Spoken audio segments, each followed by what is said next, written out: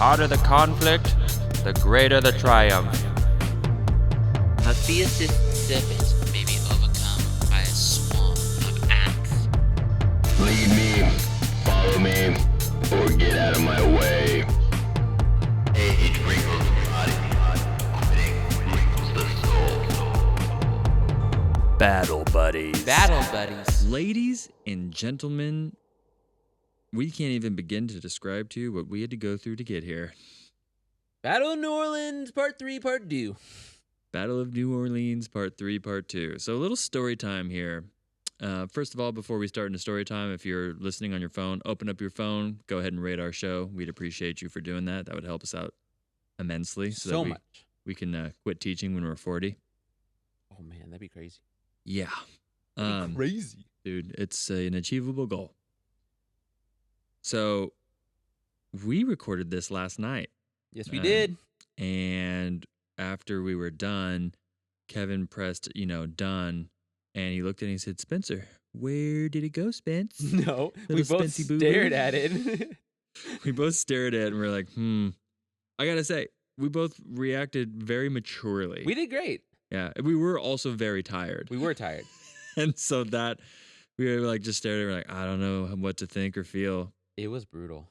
It helps that we're parents. And so we're just used to, children staring at you in the face and then pouring water all over the floor. And you're like, yeah, cool. Dude, that is literally my youngest. He just fucking looks at me like, boop. Some people just want to watch the world burn. He does.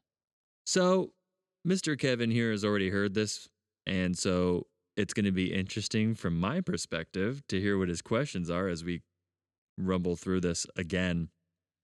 I will also try to make sure that, and please help me out here, but I don't want to speed through this because we already did this last night. Oh, yeah, good point. So just make sure to, if I'm ever going too quickly, be like, hey, bud, slow is smooth and smooth is fast. Oh, that's the motto of my classroom. Yeah. But yeah, just I just want everyone to know this is such a labor of love. Absolutely. That we hit a pretty intense speed bump last night and we are back at it. The next night. There's no green line here. Nope. For those of you avid watchers, we've had a green line on our show that we weren't able to get rid of, and it's gone. Well, it may come back. We'll see. Okay. I have no idea where the fuck that line comes from. Truly? I don't know where it comes from. It comes from the editing that I do. Weird. I wonder if it's our camera. Okay, whatever. No, it's the program. I think it's maybe too wide. I don't know. I got it low. Who knows? Who But knows? anyway, we're here. We're here. And we're not going anywhere, so get used to it. So we appreciate you for being here. Previously on Battle Buddies. Part 2 of our journey was really about Pensacola being secured by Jackson and his troops. Jackson started making preparations and making educated guesses as to how the British would move into New Orleans. Lake Borgne was held off by 5 American gunboats until they were inevitably defeated by the British naval fleet.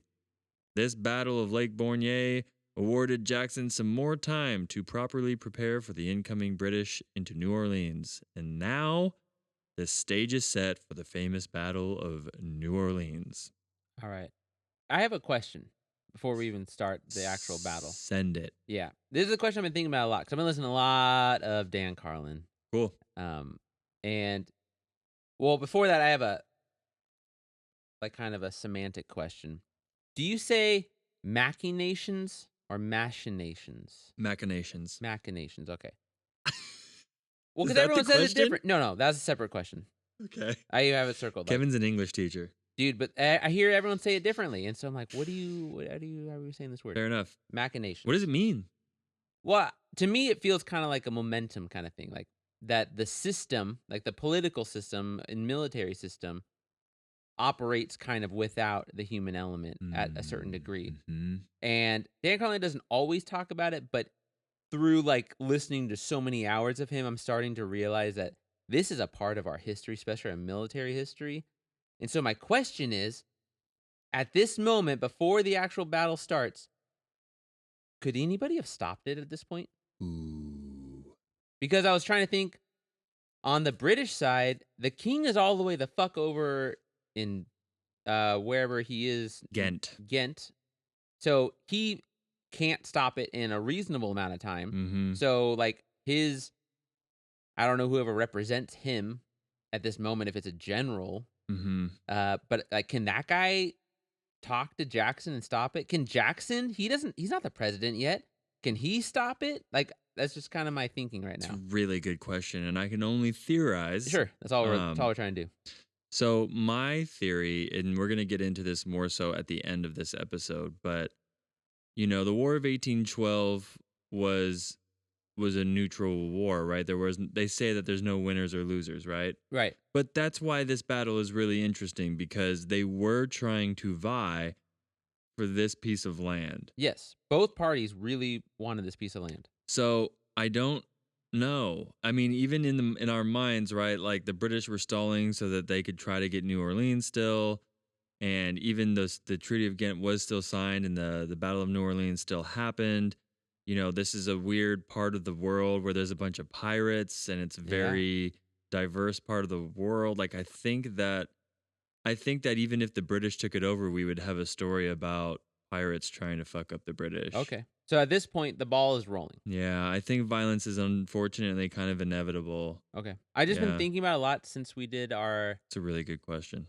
at ease, our background brief on Israel, Mm-hmm. because I've been thinking a lot about, like, I really don't think Netanyahu could have stopped it, and I don't think Hamas could have stopped it, because both have so many years of their ball rolling that the machination is forcing, right, the political entity, the military entity that they have created over the so many years of conflict, no one trying to slow it down.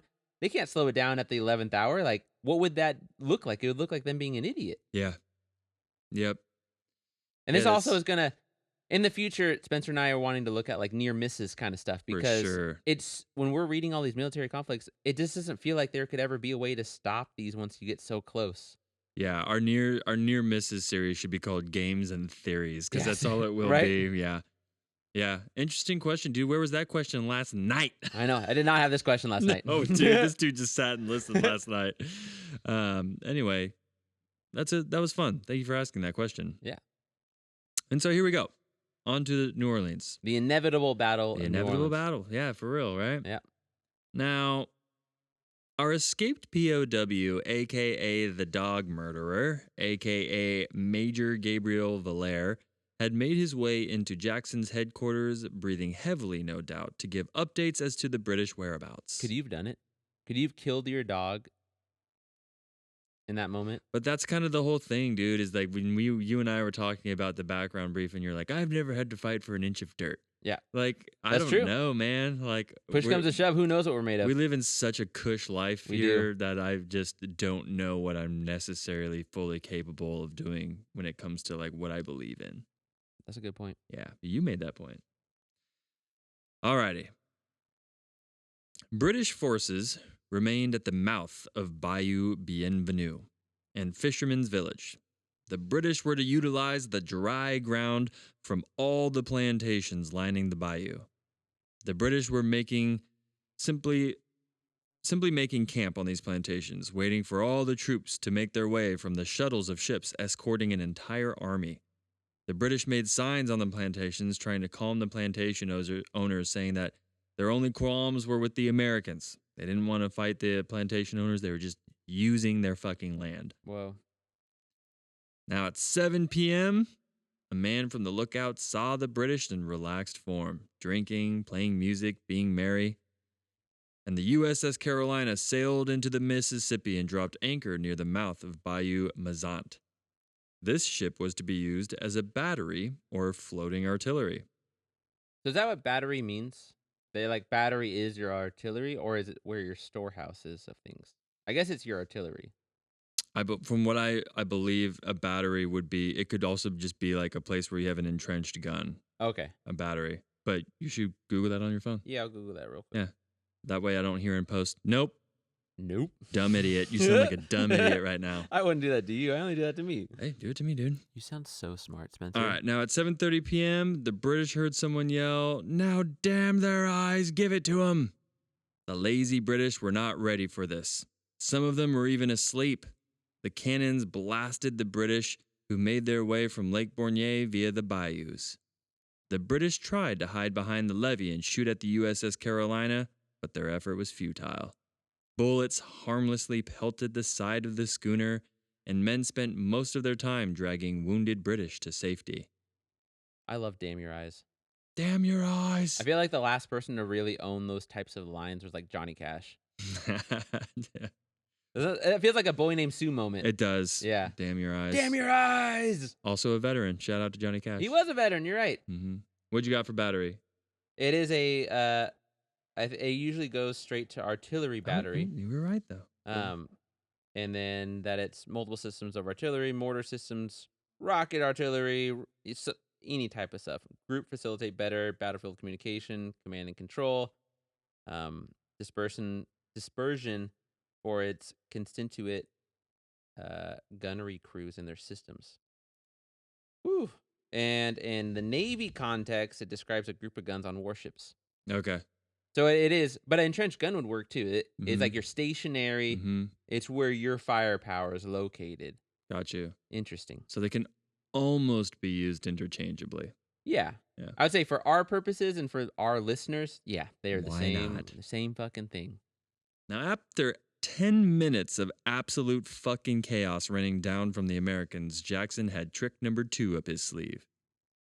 There was no illumination this night. The moon was not out, providing any light for the battlefield. The British were hiding in the levee when they heard what they thought to be the trees moving in the brush. The British literally wrote memories in their books and diaries saying that they thought that trees were fucking moving around. That's how dark it was until they realized that they were being shot at and that the moving trees were actually an assault underway. So they are Isengard, and the Americans are the Ents. That's fucking storming them. Very Lord of the Rings. This time, this assault was not by water, but by land this time. Jackson had marched his troops alongside the Rodriguez Canal and waited for the USS Carolina to make its artillery strike from the Mississippi River. This force moved within 500 yards of the British in near silence. That's some badass guerrilla warfare shit for you. What's that? This is all. I feel so bad basing any military history off of the play Hamilton, but isn't that big move like the song? It's called Rochambeau. Is like one of the final military operations before the end of the revolution, and they make them take all their bullets out their guns so that they don't shoot anybody at night. I wonder if they had to do something similar. Interesting. Again, that's all based on Lin-Manuel's recounting of it. I haven't watched enough Hamilton to know, but that's really interesting. Yeah. Now, this surprise attack also included Coffee's Tennesseans, Kentucky Rifles, Mississippi militiamen, and they were all moving to the left. Lafitte and the Baratarian pirates had gone around the swamp by the Valère plantation after hearing the muskets begin to flank the lazy British. Jackson's forces had hit them on nearly all sides and with the element surprise. This tactic was called the pincer, and a British general described it as the heavens were illuminated on all sides by a semicircular blaze of musketry. That's fucking brutal. Yeah. I wonder how many times pincers have actually worked. It's like a lot of times you try to do it, and I imagine by trying to do it, you force the enemy to move. And in this case, they actually fucking just did it. Apparently, this was Jackson's thing. That was his move. He was all about the pincer. Now, the British tried to storm the artillery and guns, setting ablaze to the sitting British. This is what some would call a turkey shoot, or shooting fish in a barrel. The British almost made it to the guns when they were met by American Marines who took Jackson's words to heart when he said, quote, "Save the guns, my boys, at every sacrifice," end quote. The Marines followed orders and no guns were given to the Redcoats. Damn. Jackson was literally on horseback without his pistol motivating the Marines. Super dope imagery. I want to know where that painting is at instead of a horse's ass. The fucking horse ass. Yeah, that's crazy. Yeah. We were just talking about, because we'll talk about Jackson, his legacy at the end, but Jackson is a populist, right? Mhm. You really drilled that into me now after these 3 parts. Like, he is a man of the people. Dude. His power is only based on the people around him. Yeah, we're going to get into it, but later on, there's a scene, right, where his cozy ass mansion is getting bombed. He's like, I should just go to the front lines. Yeah, good thing I'm not there. Coffee's men dismounted and hit the right flank of the British, which would be referred to as a, quote, murderous effect on the British fighting force. Americans had advanced into the British camp, but the cover of darkness made it confusing to figure out who was who. So as not to accidentally shoot each other, both the British and the Americans drew sword and broke out in close combat. The moon finally gave light to the situation, but at first it was illuminating the face of the Americans, giving the British advantage, and then the fog rolled in, and it made the advantage neutral. Fucking Louisiana weather. Yeah, that's what you were saying yesterday. It's fucking Louisiana always weather's different. crazy. Yeah. Like anybody who's been, especially like in the summer, although this is winter, but winter's still the same. Like it'll just rain every day Yeah. for 5 minutes, and Yeah. it won't. There's no warning. It's not like Totally. I see. Like in Vacaville, you're like the clouds are slowly rolling in over them. It looks like they got over the valley. Oh, okay, they're coming over the mountain. They're coming into the valley. And in Louisiana, you're just like hanging out. You're like, oh, it's gonna rain. It's raining. It's done. Okay. Yep. Now it's foggy. Okay. Very much similar in Florida, right? Yes. Like I've been to Orlando, and it's like, oh, it's raining for an hour now, Yeah. and it's done. It's done. And that's just how it stays tropical, like Tropical that. shit. Yeah. Now, with visibility conditions worsening, Jackson ordered his men to withdraw around 9 o'clock. The British returned to their camp, and the Americans marched upstream to a nearby plantation. This attack killed 24 Americans versus the British, who had more than 500 presumed dead. That's crazy. It's fucking wild. That's crazy, especially when they had that short advantage. I wonder how long that advantage lasted for. They take advantage of it. And again, we'll get more into it here in a bit, but Americans knew what British officers looked like. Yeah. Now, this intimidated the fuck out of the British. They no longer were riding the high from burning down Washington. There was no fighting force to stop the British of what they did in Washington, and now a smaller, makeshift army, led by Jackson, proved that the British had found themselves a worthy adversary. Jackson was ready to hold the line against a British assault on New Orleans. Well, and like the British, their hearts aren't in it, right? Like their only thing is that they're a professional army and they're good at what they do. That would be motivating to some degree. Yeah, I would say Pakenham is definitely Pakenham is for sure. He's motivated, but he's motivated by wanting to take control of Louisiana because he was offered to be governor. That is a smart decree by whoever gave him that option. That's Like, really clever. You can be in charge. I'll put you in charge at the end. Now let's make our way to December 24th of 1814. The Treaty of Ghent had officially been signed at this point. But the internet was hella slow at the time, so North America would not receive this news until February of 1815. Hey, they don't even got dial-up yet. Nope, we're on like DSL, not even DSL, Not even broadband. DSL. Yeah. Throwing stones. Fucking AOL. The news would not stall the violence that was to come at New Orleans. Reinforcements continued to pour in from Lake Borgne into Bayou Bienvenue and Bayou Manzant. Jackson was at the Rodriguez Canal 2 miles upstream from the British camp and 6 miles short of New Orleans. The USS Carolina would continue to support ground troops with artillery from the river, and its sister ship, the USS Louisiana, had arrived for reinforcement.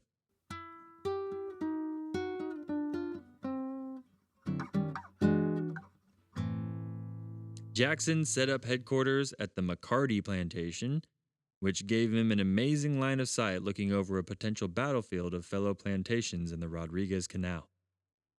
Jackson ordered Mississippi Rifles and Tennessee militiamen to conduct reconnaissance in the no man's land between the British and American encampments. The rest of his men were about to grab a shovel and dig some ditches. This includes a lot of slaves. So the Rodriguez Canal, it's important that I say at this point, just for history's sake and for everyone listening, yes, 1000%, this would not have been, you asked me this yesterday, I think. Yeah. Would this have been capable without slaves? Yeah, we'll talk, because I want to ask that question again because I like the discussion. But yeah, I'm wondering how this battle plays out if he doesn't have slaves. But we don't need to get into that yet. Okay. All right, we'll talk about it later. We'll circle back. We'll circle back to that one. All right. Now Jackson ordered, excuse me, let me find my place here.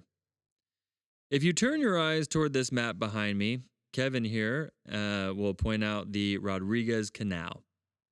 This canal had no water. It was 4 feet deep, 20 feet wide, and its strategic value was that it ran at a right angle from the Mississippi all the way from the levee to the impenetrable swamp to the far end of the canal.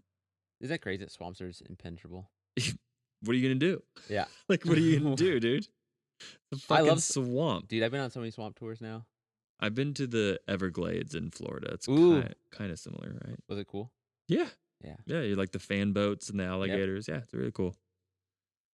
Now, Jackson's idea was simple. Flood the Rodriguez Canal to add an obstacle for the incoming British and build some walls on the New Orleans side where Americans could shoot the incoming British as they try to traverse the canal. So they would use all that dirt, shove it up there, build a wall, use a bunch of cotton from all the cotton mills that they have, and just build a huge-ass fucking wall. Which reminds us of who? Caesar. That's fucking Caesar shit. Siegeception shit. Listen to our Caesar. Yeah, for those of you, if you haven't, go listen to the Caesar series. It's fucking important if you're going to study warfare. Dude, and so we got into this yesterday, and then so I did a little research today. I wanted to know if Jackson had read Caesar, if we had any proof that he had read it. Jackson's hard to pin down his education because he is kind of a self-made man. He was uneducated. He was uneducated, but he was educated by himself. Self-educated. He decided to become educated. Like Abraham Lincoln? Yes. Mm-hmm. And so I was doing like some research, like what would he have read? What would he have not read? And like he definitely studied some Latin and some Greek. And if you're studying Latin and you're interested in military history, which he was, he for sure fucking read Caesar's Gallic Campaign because we know from the intro to our book of Caesar's Gallic Campaign that this is like the first book you give to young men who want to become officers or want to study Latin.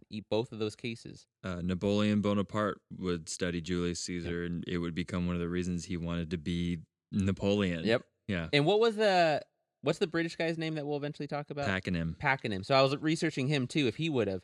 And so I was looking up like what 18th century British officers were trained in, and they for sure were trained in Latin military history as well. There you go.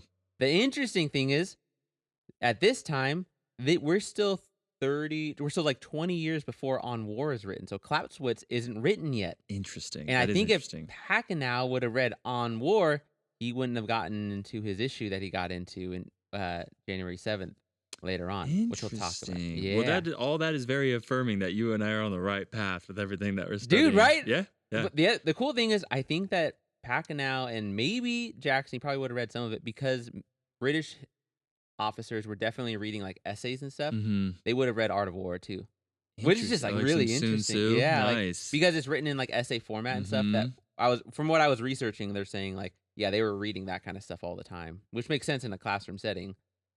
That's really good insight. Yeah. Thank you for that. So anyway, they read Caesar. This is fucking Caesar shit. This is Caesar So when you think about ancient times impacting the world, literally impacting whether or not we have the southern half of America. Bro, this canal is what makes or breaks this entire battle. Yes. This canal is the battle. Clausewitz would have seen this and turned around 100%. Interesting. He'd be like, nope. I think he would have done the initial thing that Pakenham does, but he wouldn't have stayed. Interesting. That's really good insight. Yeah. We'll talk about it when we get to the 7th. All right. So here we are, Christmas Day. The Americans took advantage of Christmas Day, feeling that maybe the British were not going to attack on the holiday, and they built the wall with the help of slaves and every other able-bodied human available to help. The Americans had sharpshooters posted up from no man's land and would pick off any British soldier brave enough to venture off into the battlefield. Americans also periodically fired off cannons into the British encampments, keeping them ever wary on their toes for their stupid bullshit Christmas holiday. Dude. Sick burn. Yeah. It fucking must have sucked being in those British camps. It's literally going to give them one of the reasons to be like, we should probably leave our camp and fight. Yeah. It's Americans like prodding, like, hurry up. Yeah. Come and find us, you bitch. Dude.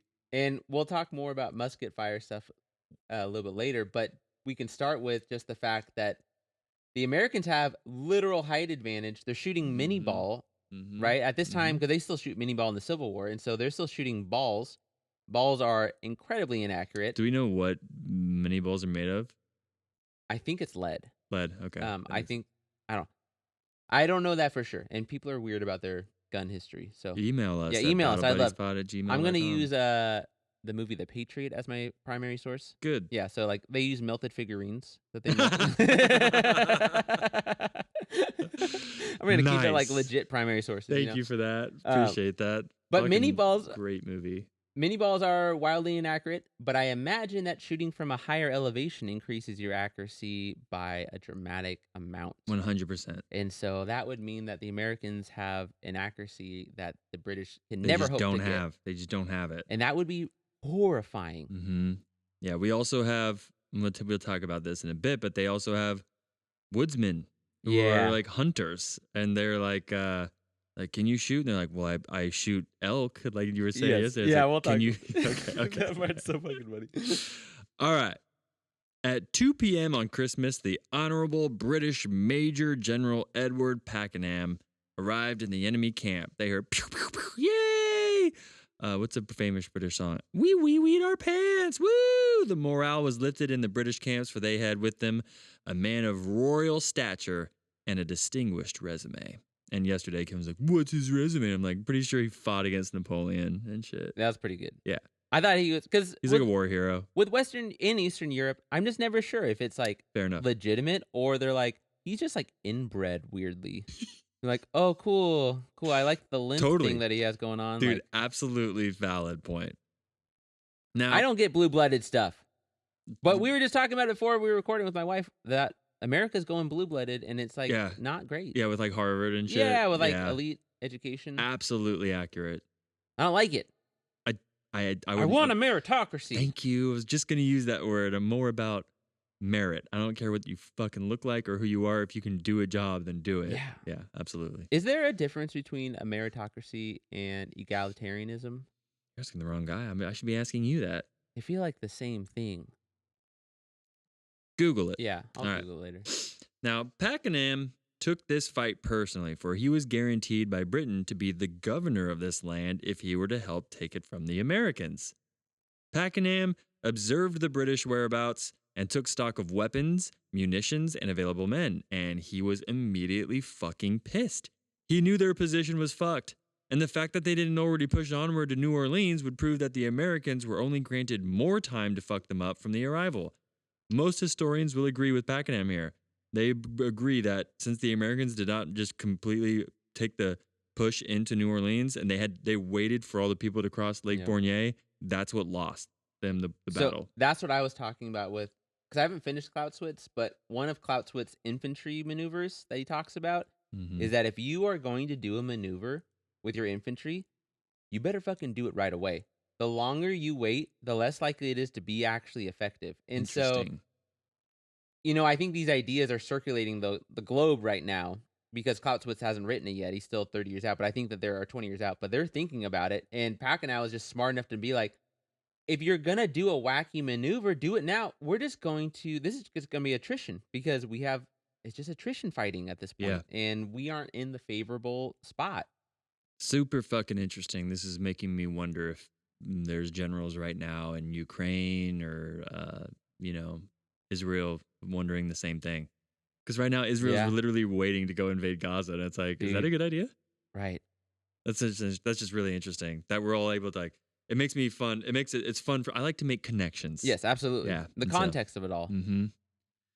So Pakenham's first order of business was to try and get rid of the USS Carolina, which was hurling cannonballs into their camp intermittently. And they're in the Mississippi River, right? The Carolina? Yeah. Mm-hmm. Okay. Yeah. December 27th. Now, Andrew Jackson woke up the morning of the 27th, well rested, and to the beautiful sound of artillery hitting the American forces from the British encampment. The artillery was aiming straight at the USS Carolina, which had been annoying the fuck out of the British for days. As the Carolina was being hit by artillery, Jackson ordered the Louisiana to sail out of harm's way. He was like, just get the Louisiana Yeah. out of there. Let's keep that thing. So the cannonball from the British had finally blown its way into the heart of the Carolina, and started a fire that would ultimately lead to its demise. Lafitte's pirates were smart enough, though, and they were able to push off hella multiple guns, and they're like, bro, we've been here before. Like, let's save this Yeah. shit. And everyone's like, shouldn't you leave? And like, it's going to take a while to burn. Let's save these guns. Trust me. And so they saved it, and they rowed to shore. They rowed all the guns to shore. That's crazy. Yep. So, although the British were able to eliminate the Carolina, they had a hard time conducting reconnaissance since no man's land was covered by Native Americans with axes and tomahawks, woodsmen with long range rifles, and American snipers surveying the battlefield. This is where we're talking. That those huntsmen, those snipers, like, they are trained in these swamps and the Mississippi in an ever-changing world, because I don't Yeah. think that the Mississippi has been forded at this point. Mhm. So I think it you know, the Oh, yeah, it's the river, it's constantly absolutely moving. Absolutely. And so they're always like up for like watching how it changes every year, and they're used to hunting deer and just like squirrels, and then these guys show up in these red ass coats, Right. and this they're like, is- oh, easy mode. That's what you call yeah, it. they have a bullseye on them that's glowing gold with like white arrows pointing you where to shoot. It's really nice for us. Like, damn, Yeah, they fucked up. they did. They should have taken them off when they started storming them. Totally. Yeah, really stupid. And again, it comes down to you were asking me last night, like, why do you think that they had this? And it was like to intimidate the other army Yeah. and show that you had They look money. professional Yeah, like, and- oh, look, we're a legit army, and it's like you're a legit army that's gonna get shot. Because like, you're not wrong. It does make them look intimidating, and on like a In mass, yeah, and like on a sloping like, hill where like both sides like a meet. beautiful prairie. Yeah, like Yeah. not this. No, not this at all. You're doing this with the notion that somebody else has a very similar uniform Yes. on the other side. And that you're gonna meet up, square up, Hmm. level ground. Who has more? Yeah, That's it. exactly. And this was not that. This wasn't that. There's no wheeling right now. No wheeling. There's no Fuck wheeling. no. On December 28th, Pakenham decided to counterattack and soften up the Americans' defense. 4 regiments started marching north up the Levee Road toward the Rodriguez Canal, with each column supported by mortarmen and artillery. As the British marched in large quantities toward the Rodriguez Canal in strict military fashion, the bright red uniforms and large target of men marching in rows made for quite the frenzy of target practice for the Americans. All this and more while the Louisiana was lofting cannons on the incoming British. Pakenham had no choice but to withdraw. The incoming fire from the Americans was too much for the British to march into the Rodriguez Canal with taking too many casualties. Now that Pakenham got a good look at what the American force was working with, he knew when he returned to the canal that his first order of business was to take out the artillery guns mounted along the fortified wall. Yep. Jackson had a feeling the British were going to return, so he just added more guns along the wall for their return. Jesus. There was a 3-day lull. 3 days while the British were reinforcing their men to return to the Rodriguez Canal. But Jackson also had ideas. He had some engineers construct 2 secondary lines to the rear, 1.5 miles to the west of the canal and the other 2 miles closer to New Orleans, both equipped with sufficient artillery to stall the incoming British troops. I'm still just so impressed with the difference in funding and material for Jackson from part 1 to this part. Mm-hmm. In part 1, he only had a couple dudes, and he had to tell them to just Yeah. go home. And now he has everything he wants, and it's working out Quite for the him. different story. Yeah. Yeah. Yeah, I also was telling Kevin last night that, like, one of the interesting things about when he has straight up engineers, he has architects and engineers at his disposal. And one of the things he tells the architects when they're like, what if these lines don't work? And he's like, then we're going to fucking burn down New Orleans, Yeah, it's dude. crazy. And Britain's not going to get shit. Like, this was like, he was like, I'm not going to give this up. Yep. So, pretty badass.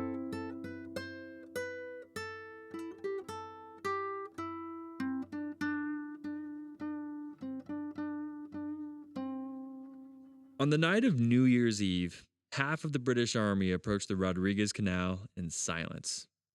The British used the lack of daylight to entrench their heavy guns in preparation for assaulting the wall on the Rodriguez Canal. The Americans had heard the British working in the nighttime and were eager for the sun to rise so they could see what the British had been working on. But the morning brought no insight into what was going on, for this morning had a heavy fog blocking all the visibility as to what the enemy had been up to. As the morning fog burned off around 8 a.m., the British began to let the American forces have it, They were aiming for a particular point of interest: Andrew Jackson's headquarters, the McCarty plantation. The house was being pummeled by incoming British fire, but Jackson was a front lines kind of guy. Rather than cowering, Jackson just made his way to the front lines, knowing that it's like I don't really give a shit that they're hitting my fucking headquarters. Like I don't really stay there much. I'm rarely there. Pakenham's not dumb. This is a good plan, but Yeah, it would have been paper. It would have been good when they first got there. Right. Waiting days and days and days. I'm thinking like it reminds me of the invasion of Normandy. Can you imagine us invading Normandy,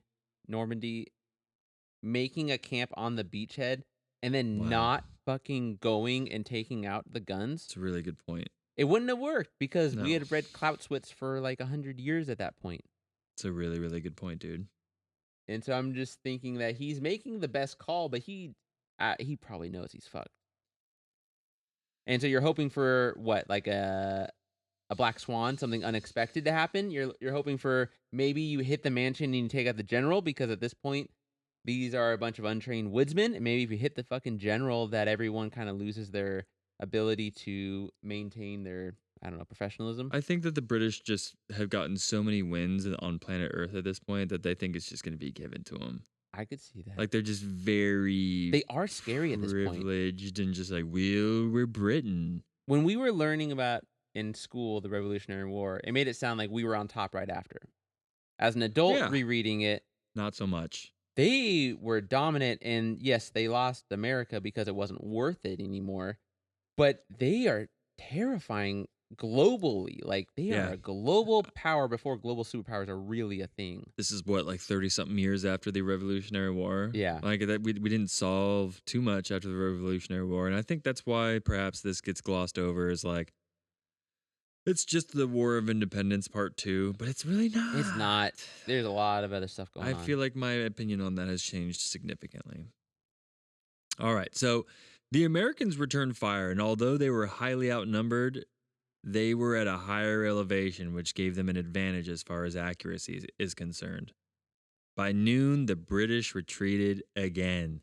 They were no match for the American accuracy and dismantling of their artillery, which had reportedly made no damage to the wall at the Rodriguez Canal. Nobody broke the barrier, and the only option was to go back to the drawing board and find a different way through. Damn. So, Pakenham and the other British generals got together and concluded that the best way to go about capturing New Orleans was to first and foremost capture the American guns and use their own weapons against them. Which is what we did when Easier said than done. when we stormed Normandy. That was our 100%. But we did it that day. And immediately. And we were like, instead of when people die, we shouldn't turn. There was nowhere to turn around to. It was the fucking ocean. Yes. So it was like, dropped them off and it was like, good luck. You guys are brave. And that's with machine guns too. Yeah. Which does make it go faster. Like howitzers and shit. Yeah. Because I'm thinking at this point, there's no machine guns. So what Clausewitz is saying is even more crucial. If you're going to do a flanking tactic, do it now. Absolutely. Alexander the Great, right? He pioneered he didn't pioneer, but he really made famous the hammer and anvil tactic of you take your horses and you go on that left side and you hit them so fucking hard. And Jackson absolutely understood the importance of like a counterattack. Like the moment someone hits you, hit them immediately back, or it's going to just continually just chip away at you. Now, they wanted to capture the guns on the West Bank. We're talking about the British here, so that they could blast through Jackson's fortification. They would extend the levees from the Valère plantation and float more guns closer to the Rodriguez Canal and eventually blast through, ultimately leading to the Americans' demise. The British took more time extending these levees, days even. They were not done until January 6th. God damn. But what does this mean the Americans were doing? Creating taller walls at the Rodriguez Canal. All the time the British were taking was just more time for the Americans to fortify their own fucking walls. How the British hadn't clearly figured this out is beyond me. This is what I'm thinking about. Pakenham's not dumb. It's the best play he can make. He's stuck. The machinations of this British fleet, like, he can't turn back. Yeah. He could be freaking executed for like turning code. So he has to try to take it, and the reward is so high. Like, this is his shot at whatever he's worked for his whole life. Yeah, these are like the days of honor, right? Yes. Yeah, like This is his chance. mm-hmm. So he's stuck. And I wonder how much he is aware of, like, I'm so fucked, it's not even funny. Yeah, it's really stupid. Or if they were just, egotistical. Everyone believes their bullshit a little bit, right? Yeah. I could do Absolutely. it. Believing in your own lies is like the definition of cognitive dissonance, man. And it's like the human flaw. It's like Well, our fatal flaw. Absolutely, because in Thinking Fast and Slow by Danny Kahneman, he talks about that all the time. And in Anti-Fragile, too, about you could tell somebody like 70% chance or it's 40% chance, and they'll take it. Even though the consequences of losing a 40% chance are dire, they're like, yeah, I'll fucking risk it. Interesting. Because people are really bad at probability. Really? Yeah. Interesting. That's super that's a good point with everything we're learning about here. Absolutely. That's what Yeah. I'm thinking. I'm thinking that they crunch the numbers correctly, and they're like, we got it. So it's How many like- times do you hear people in our lives say like, I'll make it work. Yeah, Like, sure. No, you won't. It's like the Dumb and Dumber 1 in a million. Yes. So you're telling me there's There's a a chance. And that's actually great. That's so good. All right. Now we've made it to January 7th. Pakenham gave the orders to his British troops to float some ships down the newly dug canal and capture the American forces' guns on the right bank. And now we've made our way to January 8th, the Battle of New Orleans. On the morning of January 8th, a dense fog lay over the battlefield while the Americans clearly heard the British forming up to make their attack on the British Canal. That's another thing. It's like hilarious how the Americans can hear everything the British are doing. Like, up to getting ready. What do you think the fucking British sound like at this moment? I'm just imagining like hoity-toity, hoity-toity. That's something hella fucking stereotypical and racist. That's like That's so good. I guess we in my bridges. I don't know. I'm kind of like Henry Zabrowski, where part of me has a really hard time thinking British people are cool. Yeah, it is hard. Like, I mean, even- Green Street Hooligans did a lot for Dude, them. trust me. I like British people. I worked with a lot of British people in Afghanistan. Love Great Britain. That being said, the moment I turn on a history documentary and it's some guy like, I'm like, I don't want to listen to this shit. Like, immediately I'm turned off. Like Hugh Grant doesn't do it for us. No. That's what I'm saying. Not at all. Yeah, it does not. Thank you for saying that. Yeah. I'm glad that we can connect Yeah. on that because, like, fuck that guy. I mean, he's all right. I'm not gonna. He's fine. He's fine. We do have an audience in Great Britain, just FYI. I'm like, I love you guys. No, absolutely. I watch the English Premier League. Yes. I don't do love- that, but I do. yeah, that's cool. Love it. All right. Now, the British had a bunch of ladders that they were going to use to scale the walls of the canal. But the generals quickly realized that running toward a wall carrying a ladder would make for easy target practice. So the logic made sense for a little bit until they charged the wall and had to quickly retreat since there was no way to scale the fucking wall without a ladder. Stupid. The general who made this decision ended up later being court-martialed for this extremely stupid mistake. This is an old, for listeners that don't follow a lot of military history stuff, this is one of the oldest tactics that we have, which is how do you scale the city that's fortified? Mhm. This isn't a new problem. He should be court-martialed for this because this isn't an unexpected. It's not just a wall. No one's ever in the history of military come up against a wall. Like, now I know what to do. Every time we've ever tried to attack a city, there's been a wall. Right. And It's ancient warfare shit. It's ancient, and Yeah. Caesar figured it out, Mhm. and the Gaul had figured it out because they do the same, which is like you make tortoise shells essentially, and like you find ways to do it that way. Like there is siege towers. There is so much The literature. siege towers are dope. Yes, there's Mhm. thousands at this point. There are thousands of years of written tactics on how to do this exact thing that I have no sympathy for that man being court-martialed. Yeah. I usually have sympathy for like everybody in these stories. Nope, not that guy. Dumb.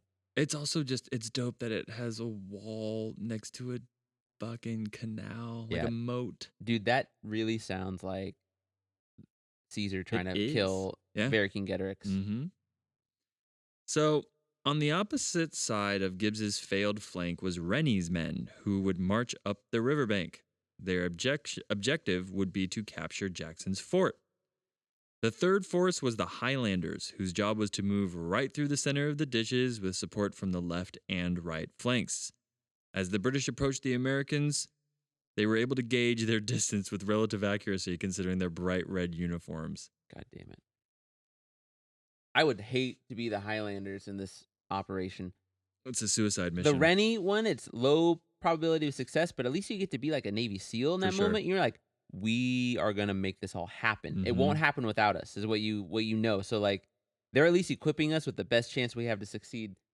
The guys on the right, at least they're like, we're just doing what we do. The Highlanders, though, like, everybody has to be on it or else we die immediately. Exactly. At least there's like a mission for the left and right flanks. Yes. It's like, at least we have some form of mission. Then it's like, you guys are in the center. And it's like, doing what? Like, going towards the wall. Hoping that everybody else hasn't fucked up. Succeeds. Yeah, exactly. That sucks. Now, the Americans wasted no time launching cannonballs into the oncoming units, marching in unison. The idea from the British was that their sheer size and numbers would overwhelm the Americans. Indeed, it did not. The Americans continually rained down bullets and cannons on the British. At one point, Rennie had made his way to a gun emplacement and stood on top of it shouting down to his men, "Huzzah, the day is ours!" But he got blasted in the skull by an American sniper. A bullet went right through his eyebrows, and bits of blood and brain splattered all over the men he was leading. Jesus. And the visuals made his men turn and run in the opposite direction. Yes. Good for his men. What else do you need? Yeah. Oh, my officer is dead. This is still a time when, I have a question for you, but after I make my point, the officers matter. In ancient warfare, your commanders matter a tremendous amount. Like, there are so many stories that I've read now of, like, armies just leaving if the king dies or the officer dies. And in this time, you still need these officers because there's so much tactics of just moving and when to reload and when to fire and who fires when. In like modern military, if your squad commander or like your sergeant of your platoon goes down, does it have that same devastating effect? Or are you guys all trained enough now to not have it break you?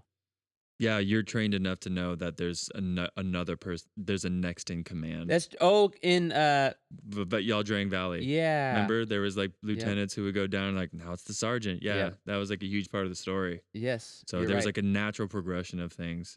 Interesting. So, Yeah. But at this time, it's definitely still your officers Well, fucking yeah. taking you through. Because you got to think about it, right? And you'll go into this more because I know you researched this today. But like, officers could fucking read and write, Yep. and then you're enlisted. We're probably just like you literally just follow orders. Yes. Like, that's about as much as you can do. You're trained to march. You're a number. It takes forever to learn how to march correctly and to wheel correctly and to reload at the right time. Vaca Peña will not be getting a marching band anytime soon. No, they will not. Love our school dearly. Poor kids. Now, the Americans had a good system. They had a line of men looking through a peephole to shoot down at the British as they approached. After an American shot, he would run back to the end of the line and reload his weapon, which gave the effect of continued fire from the Americans. I wonder who thought of that for the Americans. Like, I who don't know. decided? It was a really good idea. But it's like logic, like, hey, let's just get a line going. Yep. Let's get a line going. So for listeners who don't know musket fire stuff, we talked about the mini ball. So they shoot a ball. But for reloading, you have to take that mini ball. You have to take whatever you need with it to ignite it, so your gunpowder and stuff. And then you have to take a ramrod, which is a long stick, and you got to stick it all the way down in there and pack it just enough. I think you can't pack it too hard because then it might explode in your barrel. And you can't pack it too loose or else it won't fire straight. And then you have to set up a mechanism to light it. I don't know if they probably just used a little bit of I don't even know what and they that use can at this also moment, be like just flint.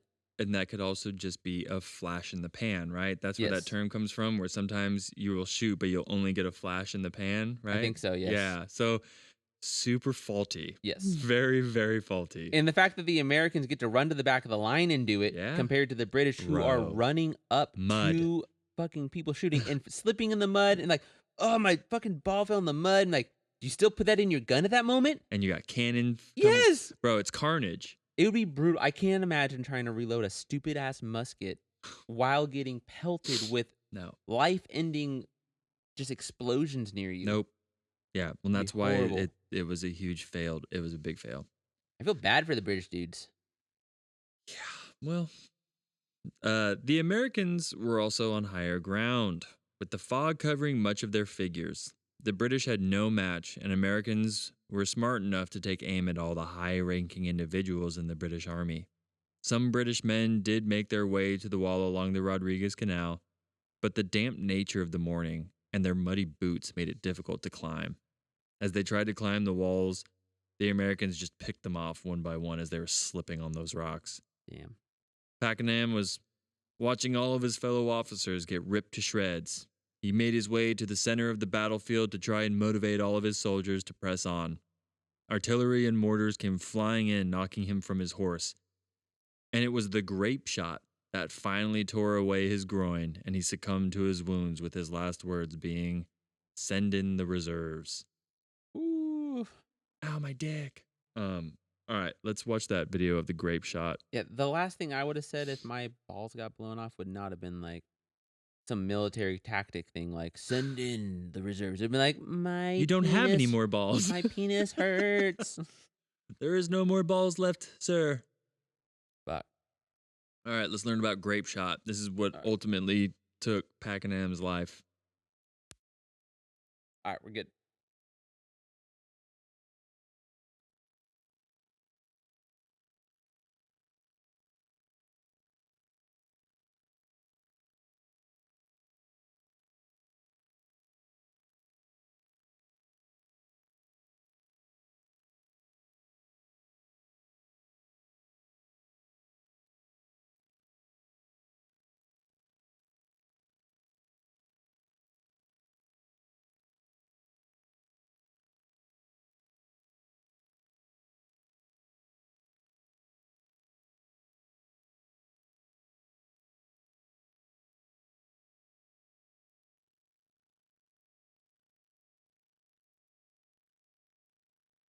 Now this is a lead grape shot, and the reason it's called grape shot is because when it's actually together, it actually looks like a bunch of grapes. Now this is a 9-pound cannon charge with grape shot, consisting of a wooden standoff, 12 grape shot balls, all tied together with cordage, and it's cased in a canvas bag. Now the idea of this is when this is put into the cannon and fired, okay, the wood acts as a standoff to stop the ball expanding and blocking the barrel and exploding the barrel. Once it goes, then the flame of the cannon will actually burn away all the wood and the cordage.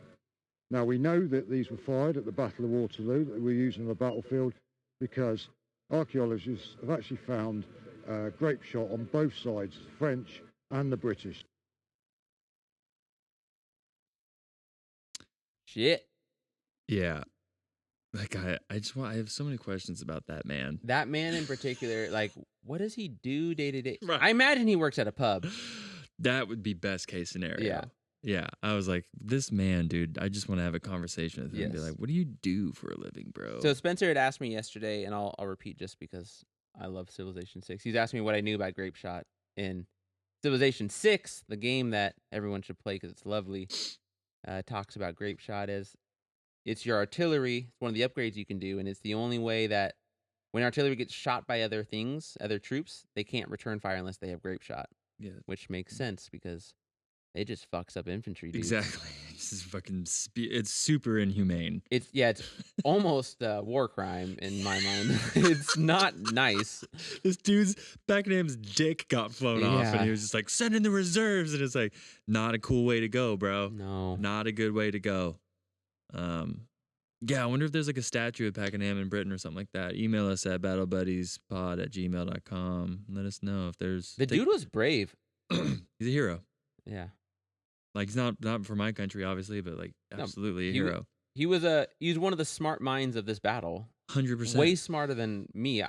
Because and I was thinking about this as we were just reading this all again, but I'm criticizing the British for not just pushing through and doing all these tactics. But the problem is that I imagine it's very tempting once shit starts hitting the fan to say, let's pull back to the safety and regroup and think about it because it's course. really hard to make these decisions in the moment. Of course. And I don't know if I could.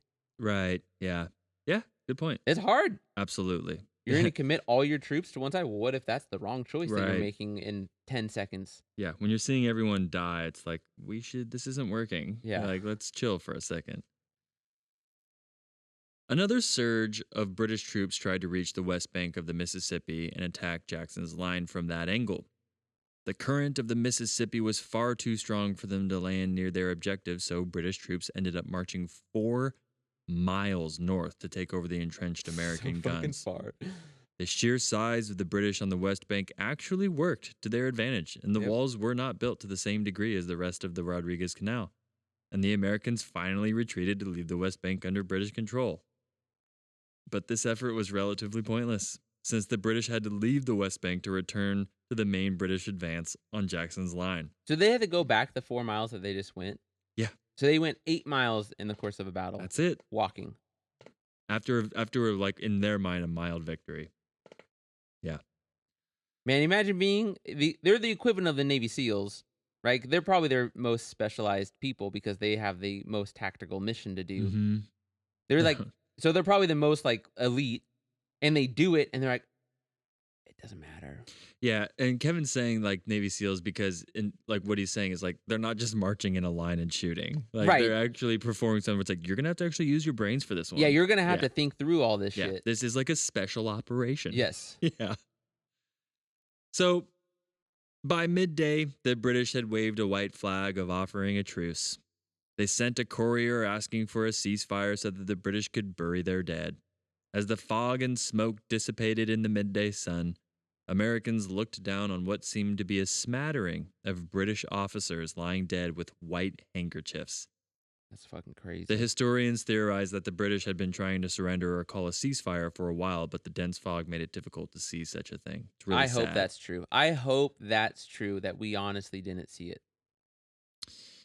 It's rough because I noticed today as I was talking, like, they were aiming for officers. They didn't give a shit. They were aiming for officers. And if you this is one of the downsides of untrained militia, is if they're seeking some revenge, told to shoot.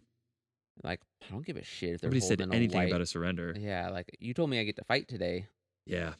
And if you're not trained and already kind of desensitized to the fact that people want to kill you, which is something that, like, freaks me out every day, I think I would take it pretty personally. They hate each other right now. Right. The British and the Americans fucking loathe each other. And they just burned down Washington, bro. But the British are still professional army, so, like, they're raising the white handkerchief. Like, the day's lost. Whereas the Americans are like, I'm not in the army. Like, this dude wants to kill me. I'm wearing fur skin, bro. Like, this guy wants to kill me. That's all I care about today. Yeah, it's a good point. So I hope it's true. I hope that they didn't see it. And these are the kind of conversations that historians get in at bars, and then they're like, "This is fun for me to have these conversations." Yeah, there's no way to know. The casualty number is also a highly debated number. The body count ranged from roughly anywhere between 1,500 to 3,000. The cleaning of the battlefield had been written down as a horrific and traumatic event to clear the land of all the torn body parts. That is still the weirdest part to me.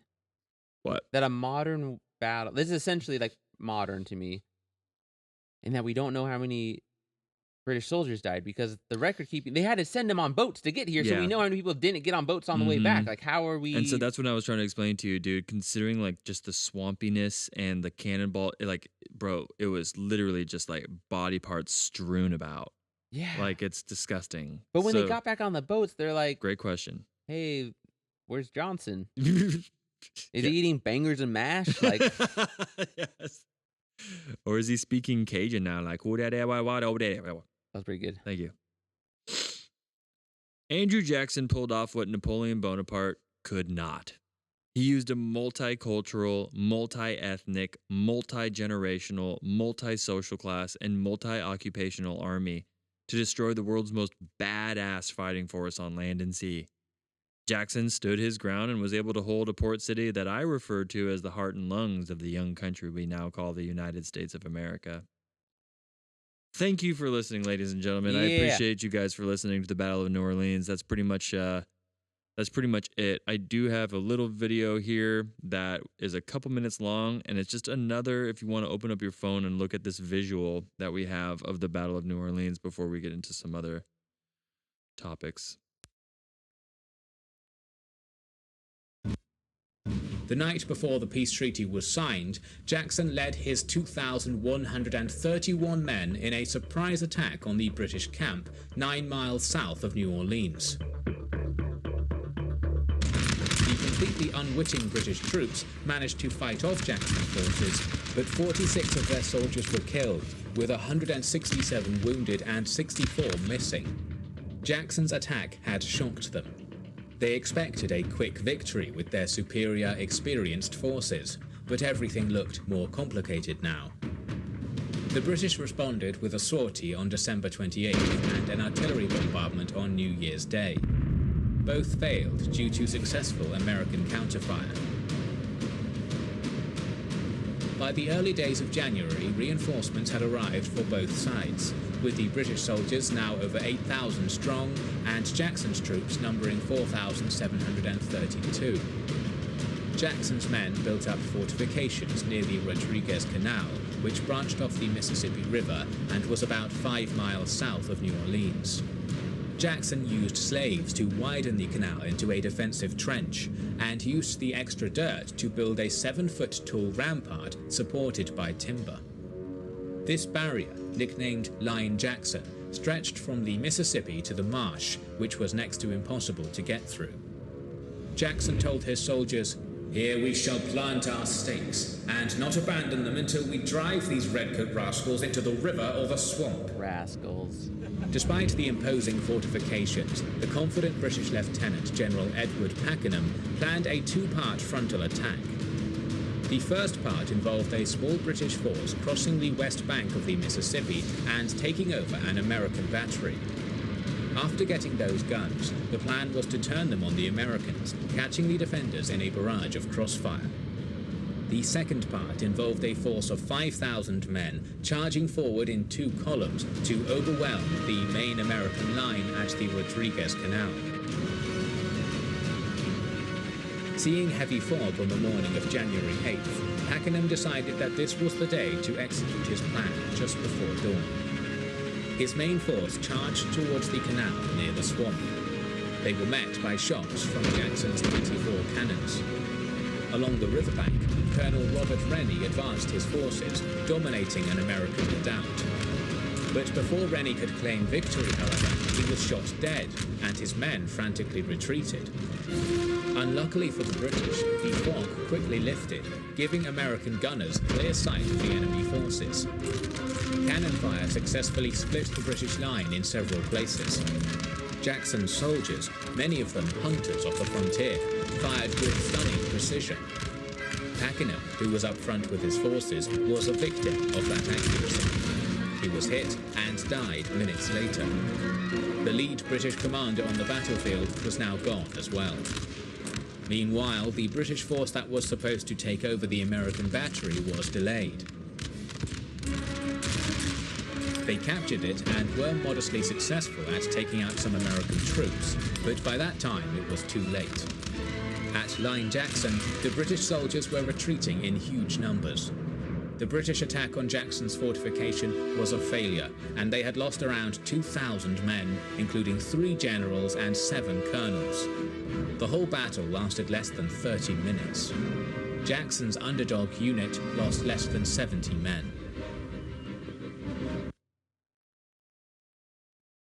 Damn. You know, watching the graphic and seeing how that flank worked, it really shows you that I believe that if it was a straight up fight, the British would have just destroyed.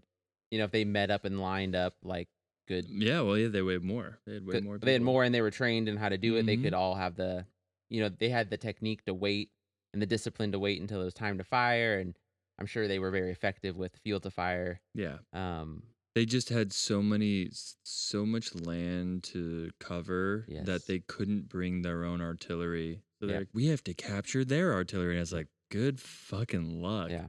And even when they did, it was pointless. right. So And it just took so long. yeah, took Just like super everything long. in the South. Everything takes forever. Is that a thing? Yeah, no one's in a hurry. Really? Oh, It- that might bother me. It's like, where are they? It's like, whoa, it's the South. We're on the South time today. I'm like, oh, okay. That's fun. Louisiana time, huh? Louisiana time's a thing. Yeah. So, behind us, Oh, by the way, that video was from Kings and Generals on YouTube. It was a great video. Yeah, you guys did you did. I'll put their link in our bio and shout them out. But the Kings and Generals YouTube channel is really good. They do good work. So that was not us, not taking credit for that. Behind us, Kevin was super brilliant enough to think about while we were at school one day, was like, we should go hit up the 8th grade history teacher and see if we can borrow his book real quick. And here behind us is a California edition of an 8th grade history book opened to the section of the War of 1812. Pretty sure this is the exact same fucking book that I read when I was in middle school. Truly? I don't know. If like I told you what I remember, I was like, I remember a page and it saying, it was all right. Yeah, so the War of 1812 is covered in 2 pages, and our pivotal battle of New Orleans is covered in this sentence right here. Can you read that for us, Kevin? Yeah. Starting with news of the treaty. They're talking about the Treaty of Ghent. So, news of the treaty did not come soon enough to stop one last British naval and ground attack on New Orleans, however. Andrew Jackson, a military leader from Tennessee, and his troops countered the attack and killed, captured, or wounded more than 2,000 British soldiers. Jackson lost only 13 soldiers. That's it. That says fucking nothing. That tells you nothing. That's a non-story. No. Like, oh, Andrew Jackson in Tennessee, and it's like, yeah, dude, the guy who became president at one point. Yeah. Like, Was it seventh president of literally the America? notoriety of like his entire presidency is because of this fucking battle. And they're like, some guy from Tennessee. Probably the best thing he did, like in retrospect. 100%. Yeah. 100%. A lot of swing and misses after that. Yeah, for sure. So just kind of interesting. If you were listening to this in a different state or in a different part of the world, hit us up on Instagram, hit us up on X or Twitter or whatever the fuck they call it.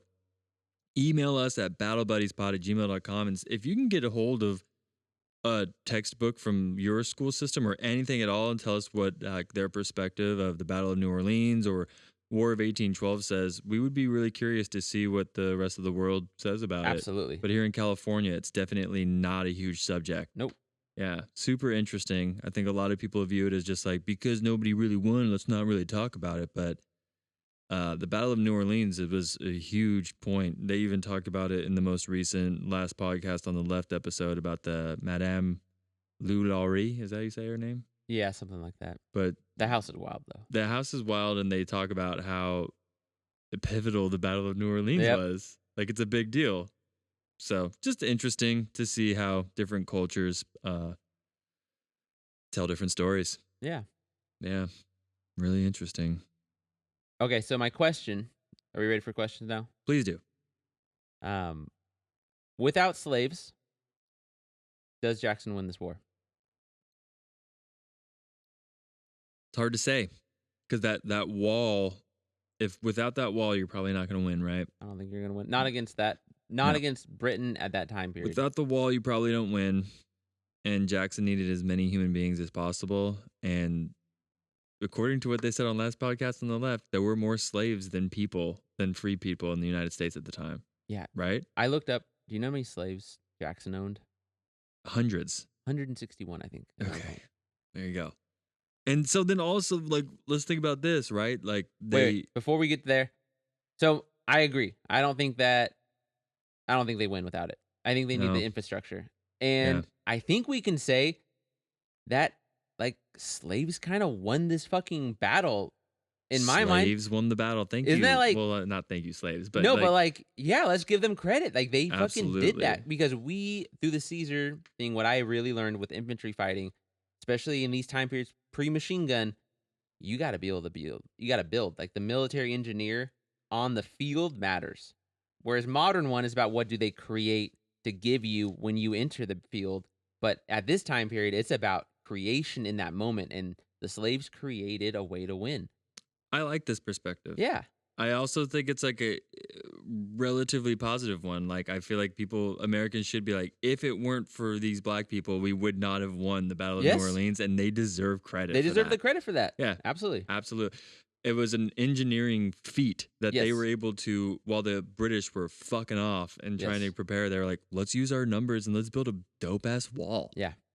And like, obviously, of course, it was cool that we had like woodsmen and, you know, French colonials. And they did a pirates lot. And yeah, absolutely. They did a lot, but they didn't build a wall. They didn't build a wall. I mean, everyone did help build the wall, but slaves. Yeah.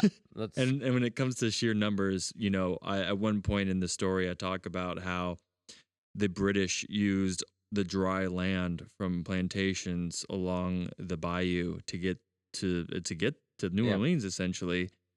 All those plantations are filled with slaves. yes. That's how plantations were ran. Yep. And you have cotton and sugarcane. That is the main cash crop of this time. And those also don't exist without slaves. Yep. So, good job mentioning that. Yeah, Because thank you. I would have glossed over it like a stupid white person had you not brought that up. Part Deux is the only reason why we're getting here. Yeah, the podcast gods made us redo this, and I gotta say, I feel much better about this episode. I feel really good about it. Yeah, this We is, were pretty sleepy yesterday. dude. Yeah, we're adults. We're Yeah. tired. So, thank you from the bottom of our souls for listening to this. If you made it to part 3, Yeah, it was absolutely. really fun making this. This was great. I really Yeah. enjoyed it. I'm really excited for our next series. I'm excited for what I plan on diving into next. Yes. And if you haven't already done so, please review our show, share it, just everything, all the things. We love you guys so much for listening. And until next time. Bonsai!